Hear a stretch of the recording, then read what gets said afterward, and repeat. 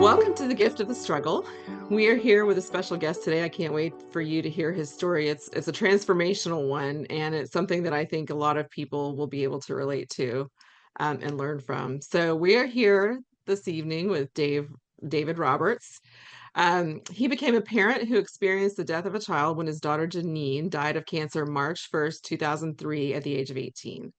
He's a retired addiction professional and an adjunct professor in the psychology child life department at Utica University in Utica, New York. Dave also teaches psychology classes at Pratt Munson School of Art and Design and is the host of Teaching Journeys podcast, which can be found on most podcast platforms as well as YouTube.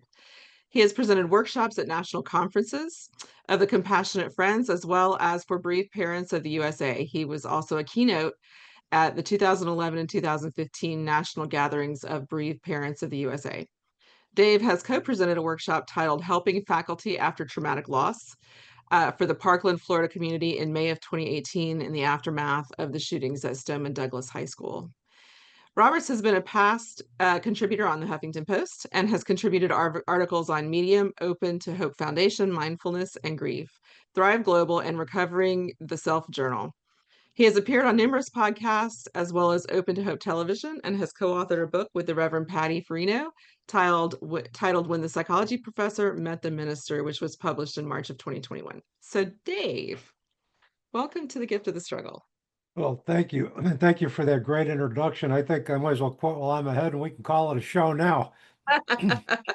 Well, you know what? It speaks so much to your experience because where you started isn't necessarily where you have landed. So the relevance of all of those things, I think, plays a lot into the story of the last, 10 years or so of understanding grief and loss, wouldn't you say? Yeah, I would say, and I've had people ask me, and I've asked this question myself, is how did I ever get from a position where I was an addiction counselor to a position where I am now embracing everything death, dying, and bereavement. I'm teaching it. I'm doing bereavement support. If you had told me over 22 years ago that that was going to be the path that I would be embracing as an addictions counselor, I would have probably had every right to ask you for a rapid drug test. Yeah. Well, and that's the unexpectedness of life. I think so much happens to us that we don't anticipate. And the reason I do a podcast with this particular title is because of that, is we all go through struggles, whatever they are. They all look different. We all experience them differently, but there's always something we can gain from those struggles and help other people understand better. So before we get into that, I want to start with your daughter. I think it's really important when we talk about grief and loss to understand what the grief and loss was all about. So tell us about Jeannine. Who was Jeannine and what was she like? Well, Jeannine was my middle child. She had one older brother, Daniel, and Mhm, one younger brother, Matthew, and she was my only daughter, mhm, and she was the apple of my eye. Jeannine could ask me for anything, and mhm. even if I would initially say no, she'd flash $1 million smile, and she could get anything she wanted out of me. Um, she was very passionate about whom she loved, what she believed in. She was an advocate for the underdog. She was Mm, an advocate for me. I I have a history of seizure disorder, even though, Elizabeth, I haven't had a seizure since, the early 1980s, but I still take medication for it. mhm, And somebody was, when she was out with her friends, was making fun of somebody who had a seizure disorder. And she immediately told them to stop it because my father has a seizure disorder. And it was mm, basically the message was, it's nothing to make fun of. right. Um, she was an animal advocate. She worked at a local farm called Spring Farm Cares, which had took in animals with all types of disabilities. And one of the Mm, most magnificent pictures I have of her is her laying face down, nose to nose, with one of her favorite horses, Poppy mm, J, who could not walk. And but Oh. you could see the bond between the two of them. Hmm. And um, we shared a love of music together. My first memory to being together with her as a teen when she was a teenager was going to a Gin Blossoms and Goo Goo Dolls concert at the Yeah. New York State Fair. And that Hmm. was one of, several concerts that we shared together. So, um, she was the apple of my eye. We were walking in one of our local malls and she saw a bracelet called Daddy's Little Girl. And it was engraved with Daddy's Little Girl. And she said, "You're going to buy that for me." And I started laughing. I said, "Yeah, at the time I said, honey, it's 25 bucks. Do you think I'm made of money?" And of course, I ended up getting her for Christmas. Yeah. How could you resist? No, I couldn't resist. And that was one of, we'll get to the part of her transition, her death. Hmm. Um, but when we buried her, we buried her with that Oh, necklace. that's really sweet. So she was big-hearted. Sounds like she had a zest for life. Hmm. Um, and then to have contracted illness so young, tell us a little bit about the circumstances of her illness and her passing. Well, to give you the backstory is also going to give you an understanding of another thing that I love about Jeannine is that Mhm. she was about as subtle as a trumpet solo. So she was living, this was 2001. She was 17 at the time. I think it was September. And she was living with her significant other, whom my wife Sherry and I both adored, and we still Mhm. do. Um, and she called me and she said, "Dad, we got to come over and talk with you." And I said, "Is everything okay?" I thought, they had broken up. I thought there was some other type of a crisis. And she goes, "Just stay there. We'll be there in about 20 minutes." So she comes in to the house, opens the door to the kitchen, Elizabeth. Before the door even closes, she says, "Dad, I'm pregnant." Oh. So now, I mean, a lot of fathers might have gotten mad, started yelling, started screaming. But I Mhm. didn't do that for a couple of different reasons. One, it would not have made the situation any better. And two, I really liked her significant other. So I said to her, I said, I wish you two would have waited a little longer. But now that we got this situation, let's talk about it. So we talked. We wanted to make sure that they had a plan. I was Mhm. satisfied that they had a plan, that her significant other, Stephen, was going to take good care of her and her child. Um, so I was celebrating the joy of being an eminent grandfather. Now, in between all of this, I had been finishing up my master's in social work degree at SUNY Albany, and I was doing my second year internship at the time. And I'm going to fast forward quickly to 2002. I got conferred my master's degree from SUNY Albany May 19th, 2002. So now I'm going to backtrack to just have during her pregnancy. She injured her right foot in a very freak accident early on in her pregnancy. It did not respond to any type of traditional treatment for an injured foot. It didn't respond to a walking boot, elevation, rest. Mhm.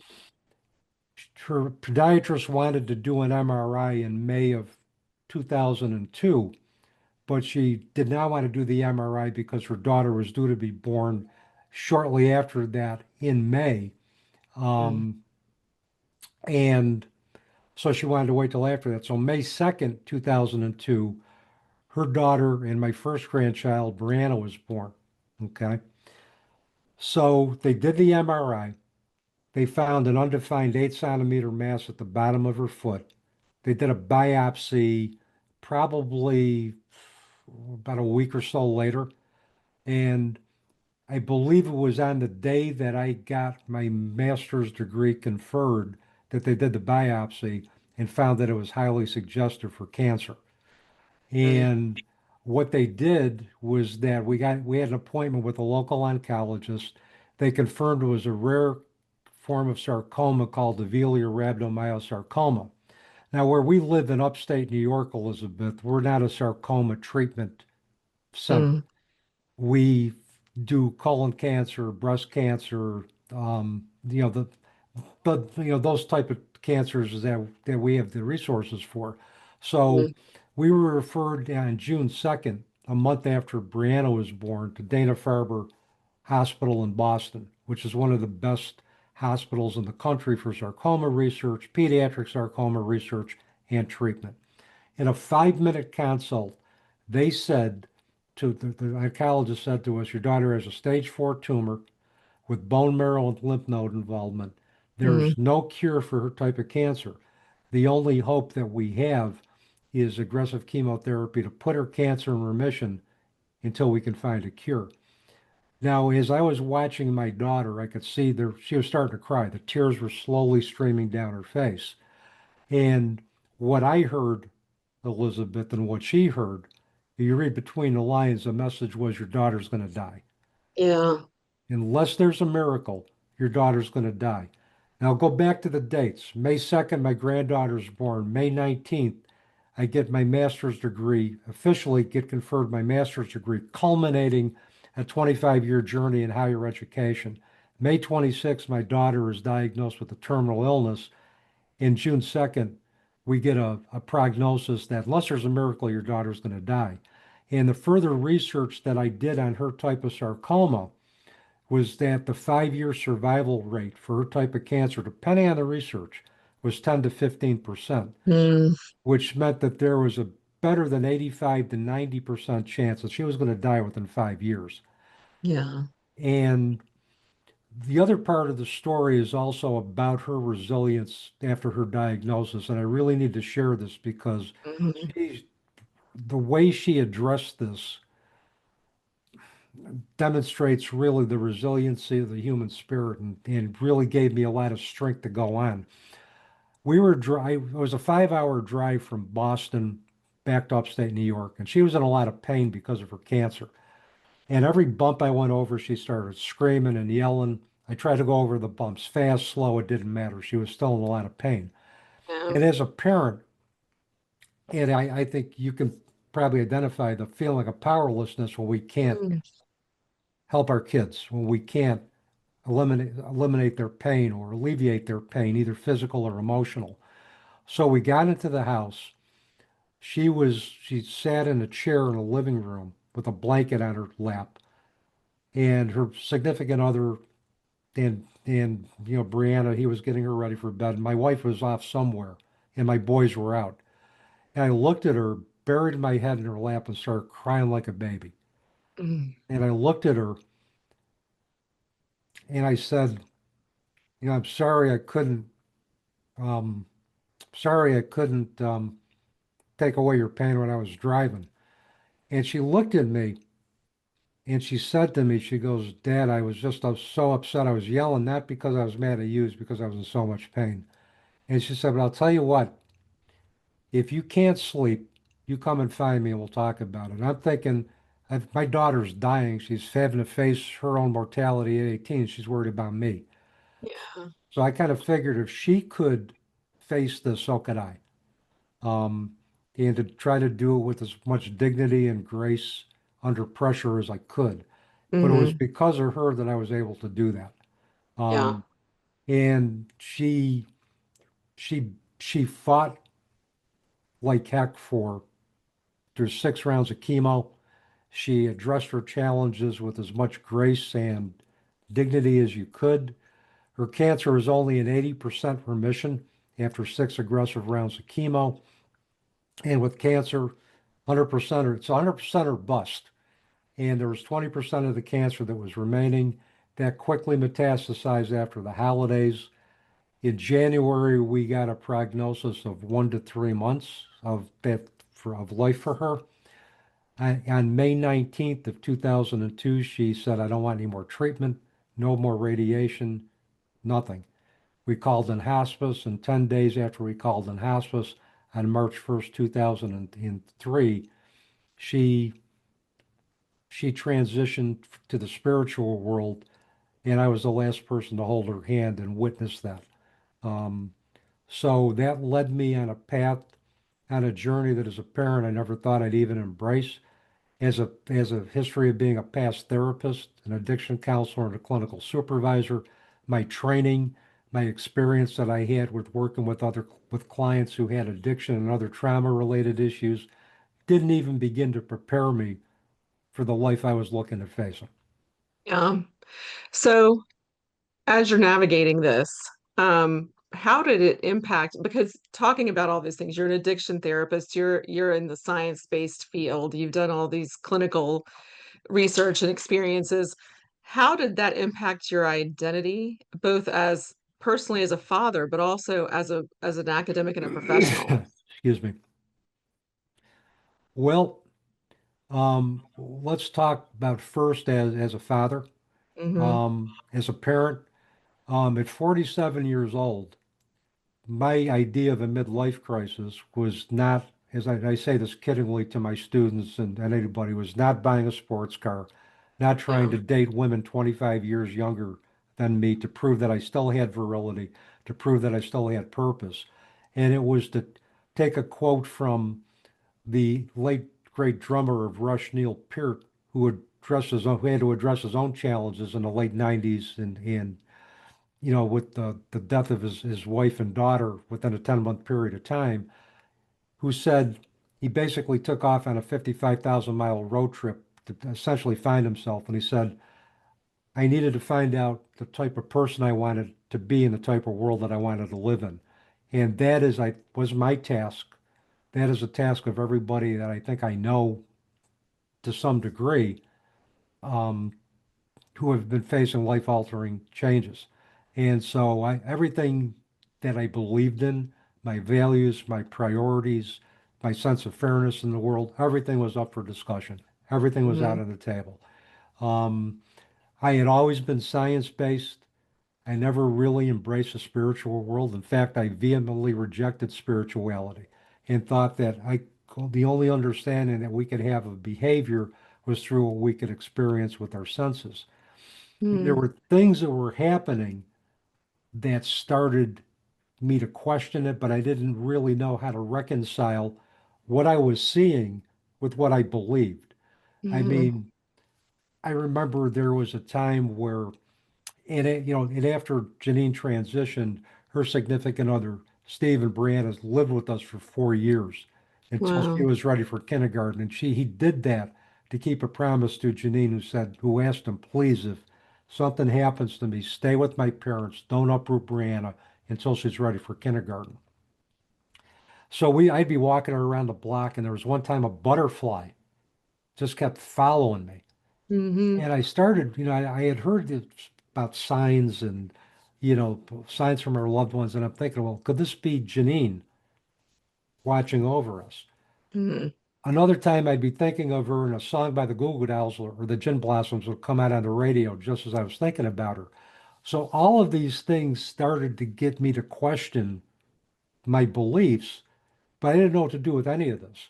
It was like, the fear, I think, of abandoning your core beliefs.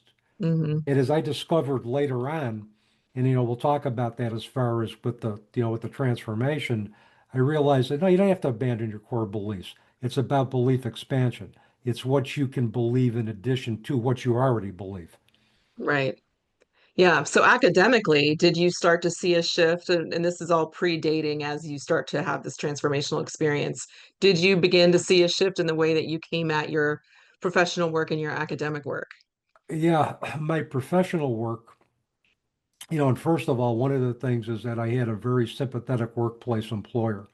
Hmm. I had been in therapy at the time, coincidentally, because the internship that I was doing, my second year social work internship, was at a skilled nursing facility, and that brought up some unresolved grief issues related to my mother and my mentor, who taught me everything there was to know about building teams, working with addictions, working with individuals who were addicted. So I was already in therapy, and when I told the therapist that he was a psychiatrist actually who did not believe in medication, which was a rarity at that point. Hmm. He believed in actually doing clinical work.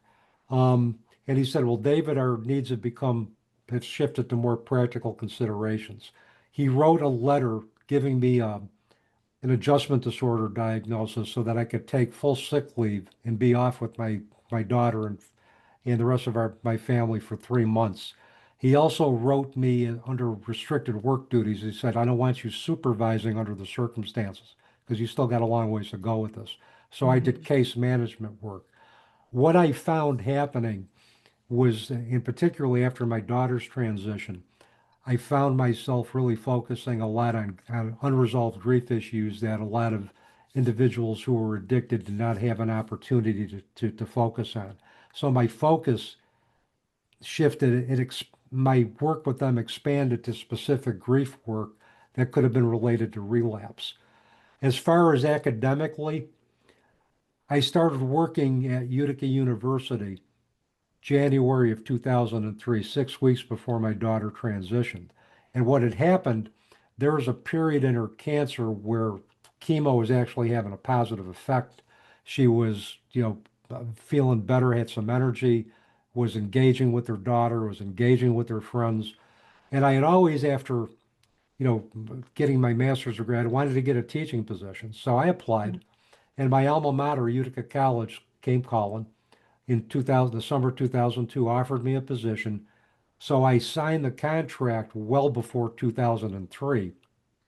So once I started teaching there, I couldn't get out of the contract. So she transitioned during about 6 weeks into the semester during the first course I was teaching at the undergraduate level. Mhm. But in retrospect, I believe you can call it serendipity, you can call it divine intervention, depending on what your beliefs are. That Mhm. community was supposed to be in place for me during the early phases of grief and beyond, because it turns out that my immediate supervisor, the administrative assistant who was working with her, her daughter and my daughter grew up, they were basically at each other's house. They grew up together. And so she was aware of Jeannine's circumstances with her diagnosis. And so I got a lot of support from my supervisor, and that's the Utica College community, the staff. Once my students in my first class found out what was going on, I got so much love from them. And particularly during days where I didn't have the energy to even put one foot in front of the others, they'd say, Dave or Mr. Roberts, or Professor Roberts, we really like the way you teach. You've really been of help to us. And they were my lifeline. I drew off their energy until I could find my own energy. And to this day, my students are a part of my extended family. And the love that I have for my daughter extends to the love that I have for my students at both Pratt and Utica University and for, the Utica University community. Without them, they're one of the major influences in me being able to sit here and talk to you today. Yeah, I'm sure. I mean, that's and I think a lot of people find that that's what happens. You get what you need in those moments that carries you through if you can just hold on to it, right? Yeah. So let's talk a little bit about just the practical experience of grief. How, in a practical description, did grief manifest in your daily life during this time? Well, first of all, and I sometimes will kick myself in the behind when I think of this. When I was doing counseling as an addictions professional, one of the only grief model that we had to work with grieving addicts was Kubler-Ross's stages of grief. And one of the first things that kind of came into my head, this I think was a few months after Jeannine's death or transition or Hmm. passing, however your audience chooses to conceptualize that, was recalling a situation where I was holding up a pamphlet from the Hazelton, from Hazelton to a client with the stages of grief saying, these are the stages of grief. This is where you should be now, and this is where you should be after a period of time. And I look at that now and realize, boy, was I dumb, because grief doesn't even manifest in stages. Research has proven that we don't grieve according to stages. Kubler-Ross's stages of grief were meant to give the terminally ill individual and then a vocabulary for their end of life journey. It wasn't meant to be extrapolated and say, this is how we grieve. So Right. grief would manifest kind of in the early phases like an emotional roller coaster. There'd be sometimes days I'd be doing okay, some moments I'd be doing okay, and then I'd hear a song on the radio or my granddaughter would do something that just reminded me so much of my daughter when she was little that it would bring Mm, that grief back again. And though my granddaughter was a gift, and she was a gift, she was also a reminder that I didn't have my full family intact. Um, mhm, she was also a reminder that I was lacking what I wanted to have growing up, and that I thought I was going to have growing up, was an intact family, mhm. where I would die before my children, my wife would die before my children would carry on our legacy, and it wasn't the other way around. I never thought I'd be carrying the legacy of my 18-year-old daughter at age Right. 47. So Yeah. that's from that standpoint, that's how it manifested. There was also kind of a disconnect for me from the world that I knew. The world was kind of like very foreign in a lot of ways, very terrifying for me because I'd be watching all of these people outside, in grocery stores, in the park. They'd be having fun, they'd be with their families, and never was I jealous, or I would have wanted another family to experience what I experienced. But the yearnings were so pronounced in early grief that I wanted my life back the way I had it. I, and so I mean, I really felt disconnected. I'm saying, why is everybody else's world going when mine isn't? And Right. it was just that progression that of, just trying to make sense out of everything that had happened, you know. Yeah. Well, and did you find, I found there have been times where life rips the rug out from under you like that. And like you said, do you feel more fearful? Do you feel more like the world is a risky place to be and that, now you know the worst thing that has happened? Does that start to seep into some of this experience, just being a little more fearful or less trustful of the world around you? Well, one of the things for me, as far as being less trustful, was the fact that my definition of safety now was altered. Right. Um, one of the things that any parent will tell you, and this has crossed my mind, and it still crosses my mind, Elizabeth, that if I've experienced the death of one child, I'm not immune to experience the death of another child Right. or another grandchild. Now, Hmm. I never let myself go there for too long. I just Hmm. try. What that reminds me of is that every day is precious. Every day is not a given, so you make the most out of each day because you don't know what's happened. I have not had that experience yet, and I've stated my intention in prayer to the universe, to God, Hmm. saying I don't ever want to go there again. But I Right. have no control over if and when that's going to happen. So that's why I try to live every day as if it's my last. It's like the Buddhists, I think, have a proverb that what if you woke up and there was a bird on your shoulder telling you that this was going to be the last day of your life? How would you choose to live Hmm. it? So, knowing what I know now about my safety being compromised, knowing now that what I know about every day not being a given, I try to live each day as if that bird is on my shoulder. And that's Yeah. and but certainly the safety net has certainly been redefined. And the other thing that I have learned is just because I've experienced my worst tragedy doesn't mean I'm going to be immune from more. I've had Right. other losses that have occurred, in addition to since my daughter's transition, including one of her best friends who died tragically in a one-car accident over a year ago. And she was like another daughter to me. So that was another loss that I also had to process. And Yeah. so, yeah, I mean, that's the biggest thing that has shifted for me is that no day is given. Yeah.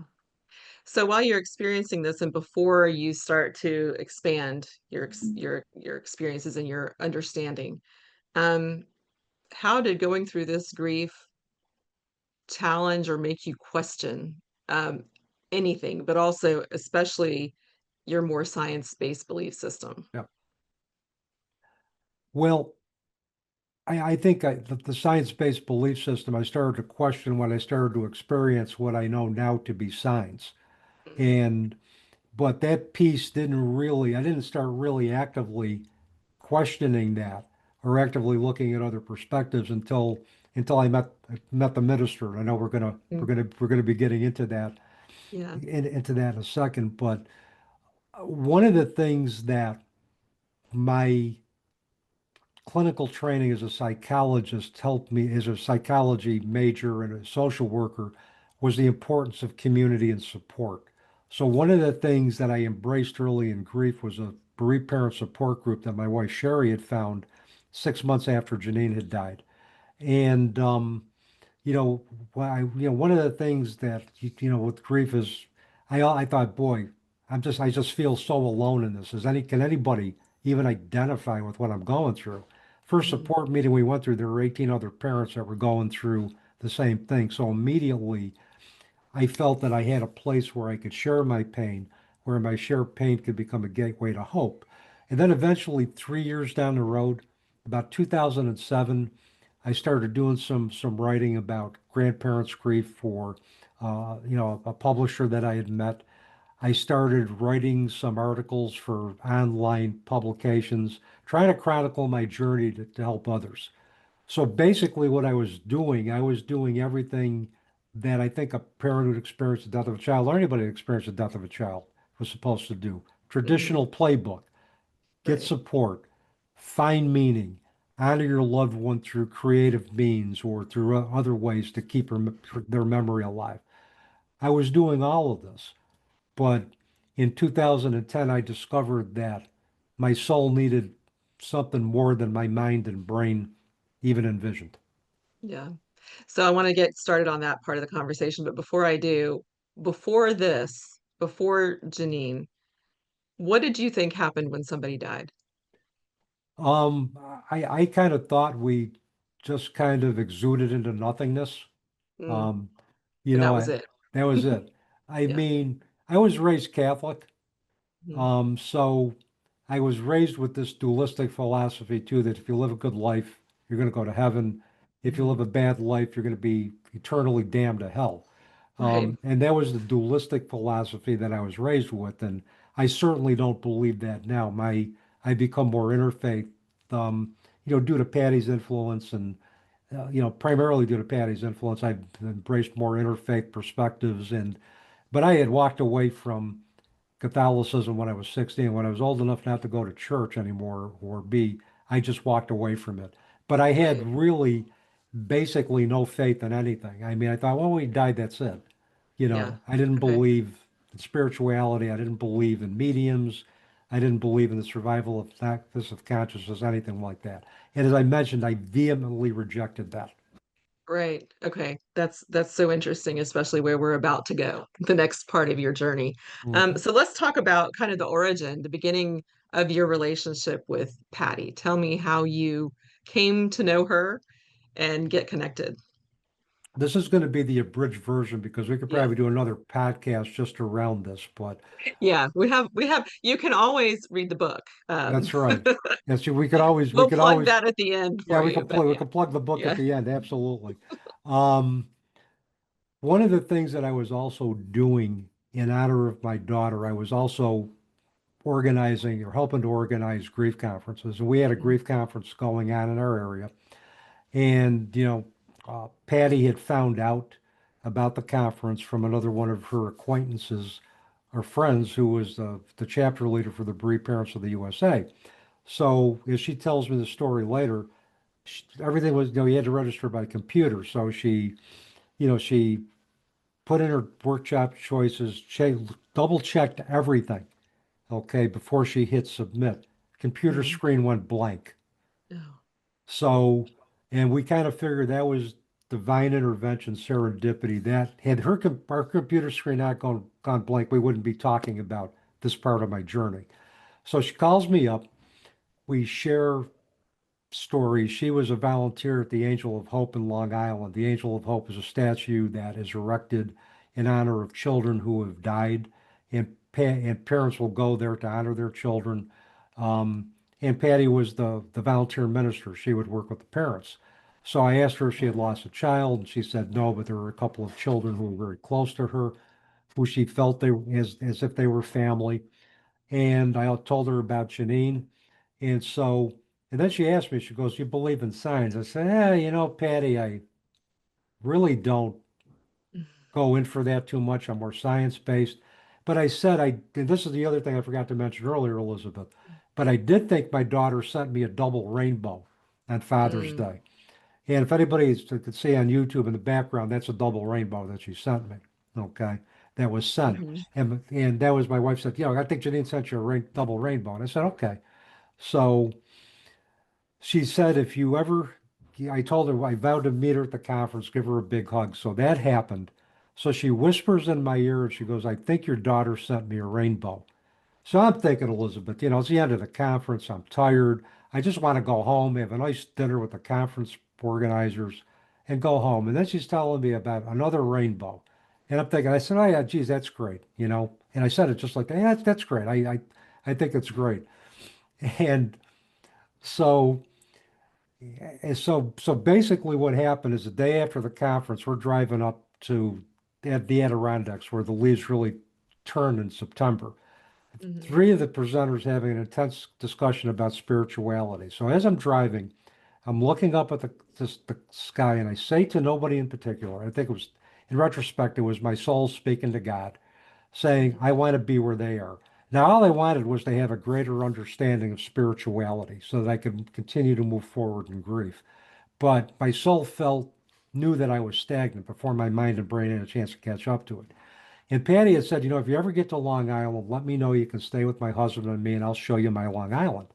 So there was an event in November called Embracing the Power of Change that was being facilitated by a colleague of ours. And I, after a couple of weeks, I said, yeah, I want to go. So I called her up, actually asked her about hotels and airports, and she goes, look, you can stay with us. And I wanted to make sure her husband was okay with this because I didn't want to get him upset. And she goes, trust me, he's going to be good. He's going to be fine. And it turns out he was, and we've all become great friends to this day. So we went to the conference. She said to me, she goes, get some comfortable clothes. We came back, it was like 9:30 at night. I think it was November 10th. It was 9:30 at night. She came in and she said, get into some comfortable clothes, meet me in my sacred space, which is her living room. She sat down. First thing she said to me was, why don't you listen to music anymore? Okay, now she had assumed the position of a much younger woman. Did you ever see like Ghost with Whoopi Goldberg, where Mhm. Patrick Swayze, it's almost like physical mediumship, where the spirit invades the body, and it's like as if you're talking to that transition Mhm. loved one. It was like, I looked at her and I said, Jeannine, Mhm. I said, yeah, I said, I don't listen to music anymore because it reminds me of you. And she goes, well, that's why you should listen to it. So with this entire weekend that occurred, I began to get messages through Patty that from Jeannine, that, you're doing a great job, grieving me, but you also have other categories in your life. You're a teacher, you're a husband, you're a grandfather, you've got two brothers whom you have to take care of. I'm always going to be here for you. Okay. And so that weekend, I mean, there's other things. I can go on and on, but that was just a sampling of. Now, to get back to the rainbow, this was September 3rd, I think, 2010. This was on, in fact, Mark, their her wedding anniversary. This was on Route 17 in New Jersey where they saw the rainbow. Wasn't a cloud in the sky. It hadn't rained, so they wanted to take pictures of it in a video. And her husband was like in disbelief. She goes, "How could we have a double rainbow with no rain?" So she took a picture of it, took a video of it, and then she sat and she heard a voice in her head saying, "I need you to talk to my father." And Mhm. she said, I'd be glad to, but who's your father? She goes, the guy that you talked to about the conference. So that's how everything happened. Now, one of the questions, and this is a legitimate question, I'm going to try to anticipate for you.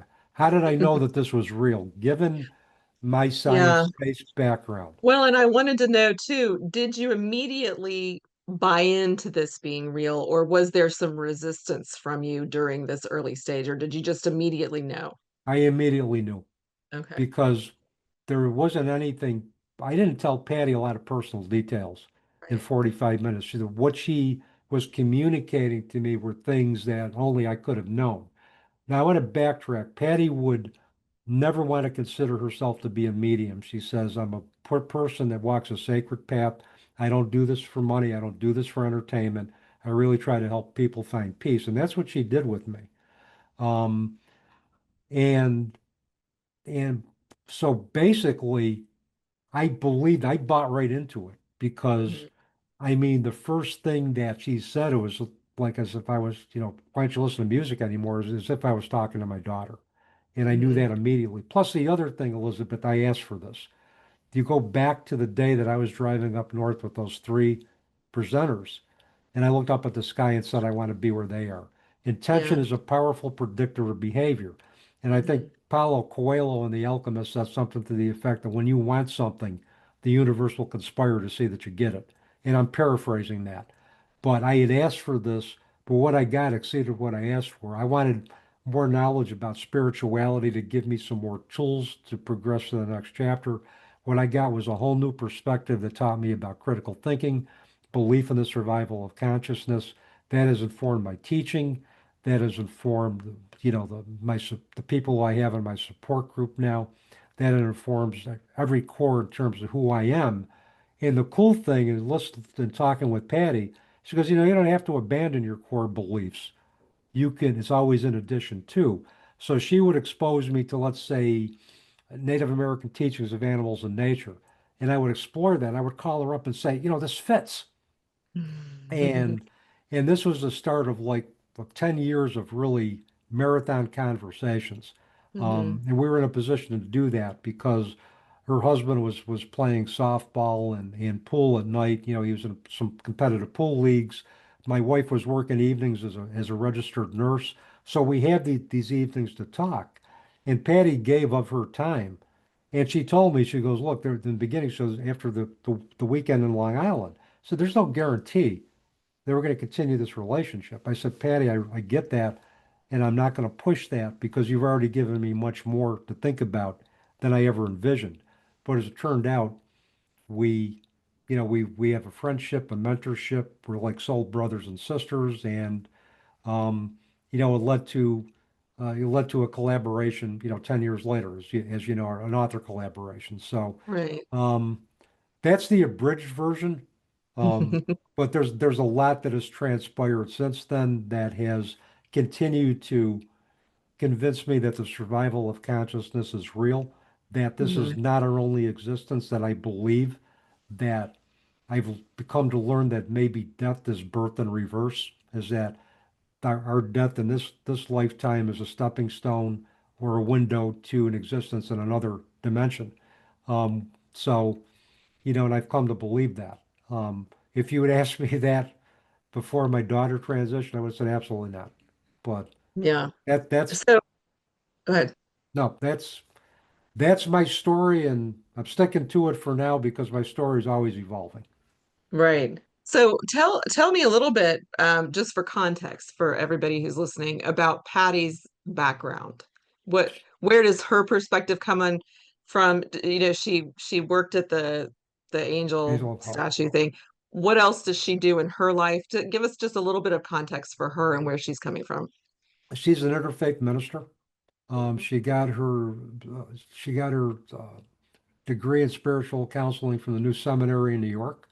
Um, she also has worked in emergency management with the Red Cross. She's done a lot of work with pet organizations. She's been deployed in emergency situations um, for weather events. She is the true quintessential minister. She goes wherever she's needed, and um, I mean that's just a sampling of her background. And the number of people that she has helped is just, including me, is just that the people that whose lives she's touched has just been immeasurable. Um, so that's where she is. She's a true interfaith minister. She goes wherever she's being called to go. And she's had a Okay. variety of different experiences, particularly in emergency management and she's worked as a volunteer with the Red Cross, Angel of Hope. She's done a variety of different things. So in all of these conversations, because these conversations between the time that you met her and the time that you've written this book, was that 10 years, you said? Yeah, it was a 10-year. I kept asking her, saying, every year I said, yeah, we ought to write a book. We ought to write a Mhm. book and tell people what you did for me. They need to understand that perhaps our conversations, our perspective, it might give individuals an opportunity to do some critical thinking, to im- to consider different perspectives, and not necessarily force people to believe as I believe or as Patty believes. But here's another perspective to consider. See where this aligns. See where this aligns with your current belief system. See what parts of different perspectives you find your truth in and which parts you simply just want to leave aside. Um, Empower yourself to embrace enhance your perspective and embrace your belief system. Yeah. So throughout these conversations, because there were many, and there Hmm. were many things that you read, she would give you different things to read over the years, and everything from Buddhism to any philosophy or spirituality practice that you could think of. And as I was reading the book, there were times where I was just thinking, this is so much, like to encapsulate it in your book and to think of all of the reading and the conversations and the knowledge and the expansion of thought. Was it difficult for you, or did this, because it was over such a long period of time, to assimilate, to like filter through all of the things that you were reading and learning and understand how it assimilated in your belief system? It was work, but anything worth having, anything, worth that, anything that's going to help you shift your perspective, particularly after life-altering loss, is worth the work. But I consider it to be an adventure because one of the things is somebody with a scientific mind is that these things are going to pick my curiosity. So I'm going to see, well, can science explain, give an alternate explanation for this? Or if not, how can spirituality and science kind of coexist so that we can have a greater understanding of this? So if anything, it energized me anytime that she would present me with, we would talk about, Carl Jung's shadow work and Debbie Ford's work with the shadow element. We talk about Native American teachings of animals and nature. We talk about the importance of ancestral healing. And by the way, the work that I did with Patty to help me transform the relationship with Jeannine and create that continued bond with her. The work that I did with her helped me facilitate ancestral healing with my father's decision to abandon me at 5 years old and leave my mother and me, and my mother's decision to overprotect me. It was because of the work that I did with that that allowed me to go backwards into my past and understand the context for everything and from basically from a sacred perspective. And those realizations and then that work occurred after your Hmm. dad had passed and your mom, right? Yeah. Yeah, I had Because the option wasn't there to go through that work and reconcile while they were no. here. No, my Yeah, father left when I was 5. I never saw him again, and I yeah. found out that he died when I was 14 at the age of 11. My mother had, she died in 1994, and everything that I am is because of my mother's influence. But there was a lot of unresolved anger at her decision to overprotect me. And then she had told me some things about my father in my mid 30s that she could have told me when I was younger. And I said, well, why didn't you just tell me all this? And she goes, well, I wanted to protect you. And I said, well, I didn't need protecting. But I understood now that her need to protect me was far beyond any human law explanation. There was a sacred karmic explanation for why she had to do that. Yeah, it's so interesting. And through this work, you were able to reconcile your feelings about all those You know, experiences. yeah, I mean, if you got I can give you a very encapsulated version of how I did that if you want me to, if you Sure, like for yeah, the audience. I think it's an important lesson. Yeah. Well, first of all, one of the things Patty told me, she goes, is don't have me as your only spiritual teacher. Have a variety of different spiritual teachers. So the first thing that had happened is I was having a phone call. Well, I'll backtrack. In 2012, I got an email from what turns out to be my first cousin on my father's side of the family in the Baltimore, Maryland area. And I had lost track of any of my father's relatives and didn't know how to contact any of them. Mhm. She gave me context on my father's family. There was a history of mental illness, alcoholism. When the males were asked for emotional attachment from the women, they just walked off and they left. Okay. Um, my mother wanted my guess is that my mother wanted emotional attachment from my father. My father ended up leaving. Um, he could not stay in a traditional marriage. His history was so inextricably wound into his DNA that he couldn't change his history. He did the best he could, but I believe he left not because he didn't love us, but he left because he did love us. He didn't want us to get in the way. So I was talking to Patty about this, and she goes, your father, I see your father, he's got his head in his hands and he's shaking his head and he's upset because he left you. And I just said out loud, I said, Dan, I forgive you. I understand why you left. And this is after I found out the history. I understand why you left. I forgive you. I get it. I said, I basically told him, look, I love you. I said, I understand that you left out of love. And that was freeing for me. And I hope it was freeing for his spirit. Because as I've learned, sometimes in the spiritual world, we take certain unresolved things with us and we still have to work those through. My mother, I was working with a shamanistic holistic practitioner named Susan Robeck, and two sessions, a session before the turning point for me, I had told her that I was upset because my mother was overprotective. The next session, she put me on the table and did what she called a soul journey as a shaman. And she goes, what I saw was a 4-year-old boy in a chariot, probably in Egyptian or Roman times, with his father. The chariot tipped over and the boy died. So now I'm putting two and two together. And I'm thinking, wait a minute. I said, I talked about my mother's overprotectiveness, how angry I was at it. What if in past lives was another thing I had also explored with Patty, particularly the work of Brian Weiss in past life regression therapy. One of the things that I thought about, so wait a minute. I said, what if that was me as a child that died in that lifetime? I was with my father, who turned out to be my father in his current lifetime, and my mother wasn't there to protect me. What if our contract, our soul contract, during this time was that after my father left during, when I was 5, that she was going to overprotect me to the point that it was even going to either alienate me or anger me. But she was bound and determined not to lose me again. She had lost me once. And once Mm, I understood that, and this was after probably 18 years after she died, once I understood that,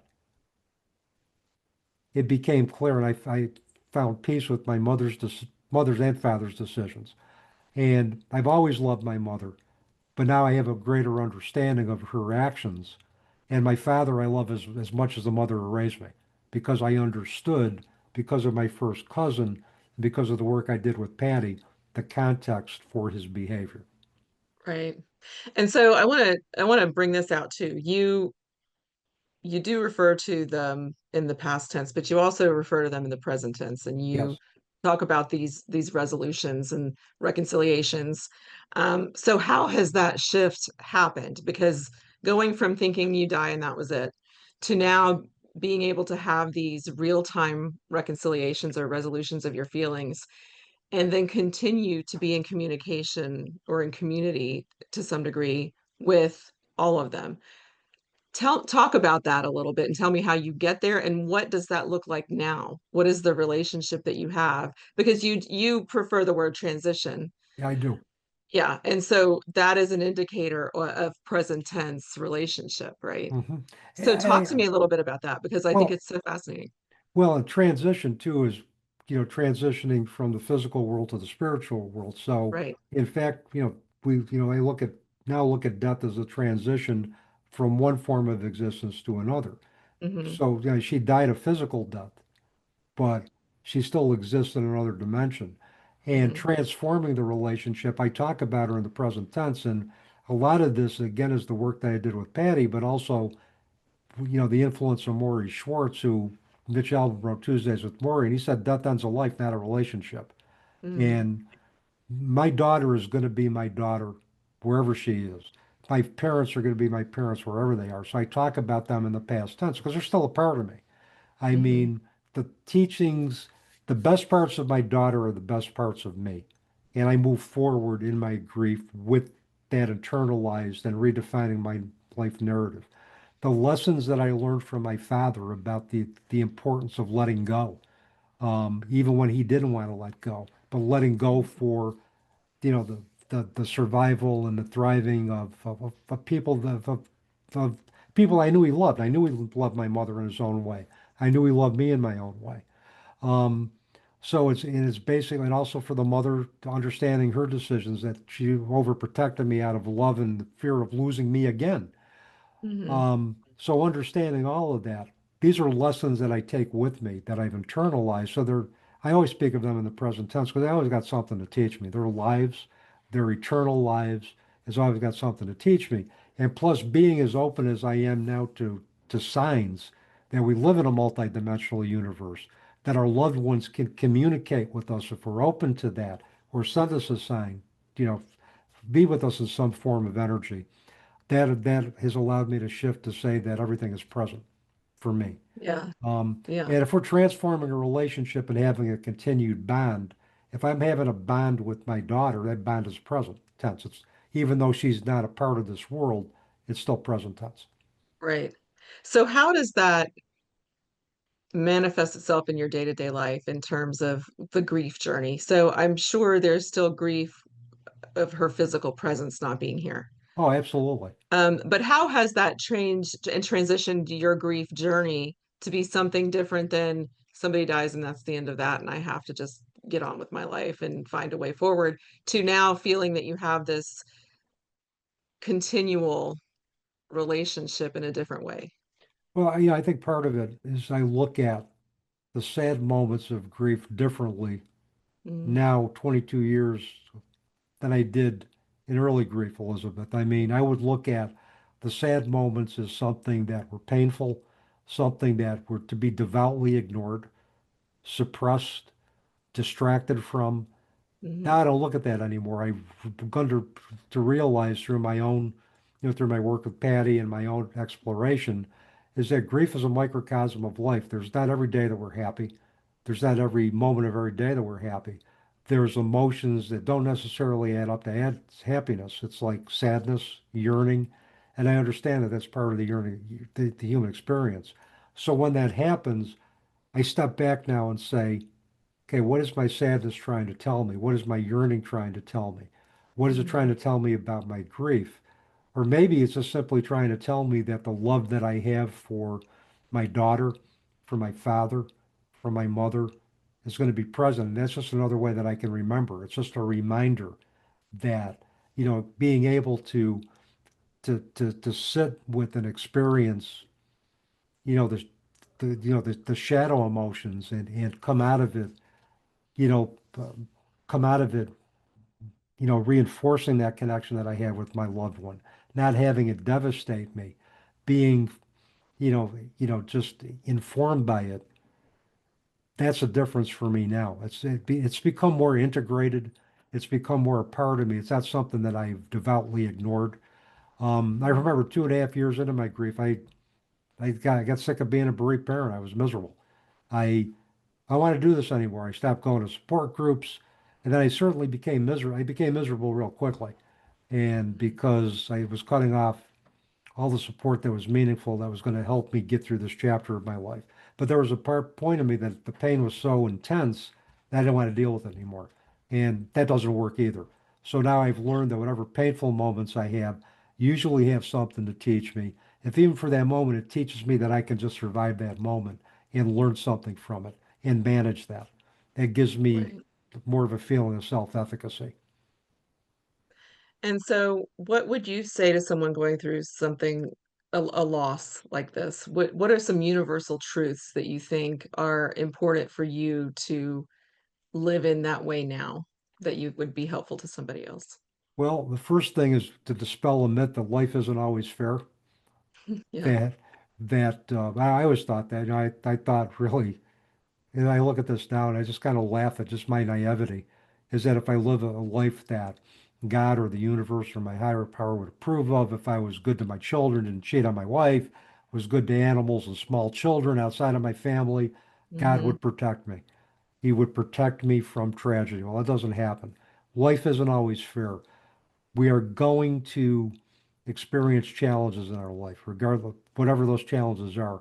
The quality of our life is not determined by the fairness of our life, it's determined by how we respond to those challenges, how we transcend it, and how we grow as a result of those challenges, and what we can do to be of service to others as a result.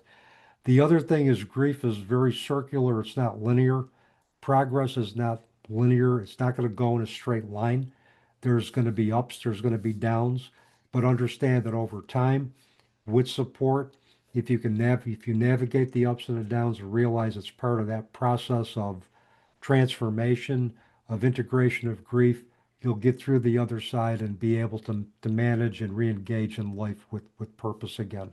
And the other thing is through everything. See your grief through your own eyes, not through the eyes of anybody else. Don't let somebody tell you your way of grieving is not a good way to grieve, that my way is better. Don't buy into the time limited perspective that many in Western society have, um, about grief. And don't buy into the fact that you have to be happy all the time. That's an illusion. Nobody's happy all the time. Just be Yeah. genuine with your emotions, be genuine with where you are, and allow yourself to be vulnerable with that, with others that are going to support that vulnerability. If you can do all of that in no specific time frame, it doesn't matter how long it takes to get to the from the raw pain of grief to acceptance that you're to re-engage in life, without the physical presence of your loved ones. Doesn't matter how long it takes, as long as there is movement. Allow yourself to move at your own pace. And when all else fails, show grace to yourself. Yeah. So two final questions. One, what did Jeannine teach you in life, in her life? She taught me, I think, in many ways, not to take myself that seriously, even though there's still times that I do. Mhm. Um, she taught me about the fun aspect of life. Um, she also taught me about being a parent. Mhm. Um, she was a free spirit. You don't rein in free spirits, you kind of just guide them. And I tried to rein her in. It didn't work. But once I tried to become a partner with her and tried to work with her and kind of guide her spirit, knowing that, look, if things don't turn out the way you anticipated, you can always call me, you can call mom. She taught me a lot about dealing with free spirit. She taught me a lot about dealing with my students today. And she taught me Mhm. about being present. She taught me about listening. And if anything, she taught me about compassion. All right. And what did she teach you after her physical life? After her physical life, Hmm. all of that she taught me in her when she was alive, and the fact that love exists from the other side, and that you know that relationships are going to be ongoing regardless of where, if one person's in the physical world or the other's in the spiritual world, those bonds will never die. That's beautiful. I love that. All right. As we finish up here, Dave, where can people find your book? The book is called When the Psychology Professor Meets the Minister. Yep. It's by you and Patty Farino. So Yep. where can people find your book? They can find the book on Amazon in Kindle and paperback format. That's where they can get it. If they prefer an autographed copy, they can email me, and of course, we could do Venmo. Um, and of course, the shipping will cost them a little more with Venmo, but they can get an autographed copy if they want to do that. They could just email me. Um, they can email me at my personal email address at bootsyandangel@gmail.com, and we can make those arrangements. Okay, great. Well, thank you so much. This has been such an informative and inspiring and I think mind-opening conversation. And I really thoroughly enjoyed the book. It's a book you kind of want to read more than one time because I do think there's so much information to filter through and Yep, try to internalize. You can't just do it in one. And it definitely makes you want to read some of the things that you mention in the yep, book as resources that have been helpful to you. yep. So thank you so much for coming on The Gift of the Struggle. Well, Elizabeth, thank you for having me. I enjoyed our conversation.